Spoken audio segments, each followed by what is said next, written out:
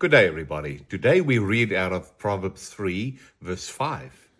It says, lean on, trust in, and be confident in the Lord with all your heart and mind, and do not rely on your own insight or understanding.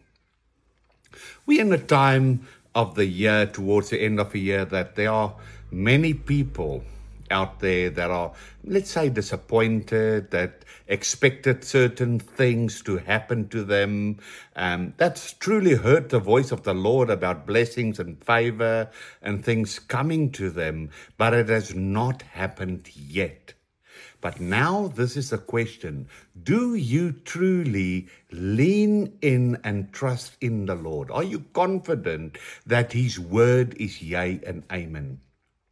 See, what the Lord showed me is that a lot of times we make mistakes by trying to bring the promises and the blessings and the favor of God into our timeline. We try and bring Him and move Him into worldly circumstances instead of us coming in such harmony and unity, first perfect unity with Him, and stay in His timing.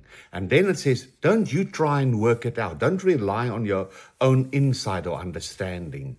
You see, once we're in a relationship with Yahweh, because we're in Him and we really get to know Him, we'll understand Him. And then you'll realize that His timing is perfect.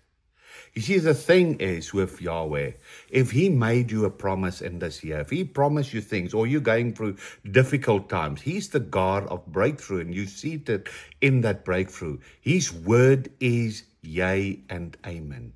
And we need to learn how to praise and worship and live in thanksgiving much, much more, because then He'll manifest Himself much more, because we show faith and trust in Him.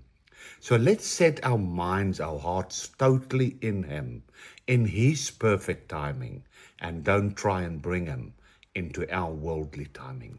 I bless you in the name of Jesus.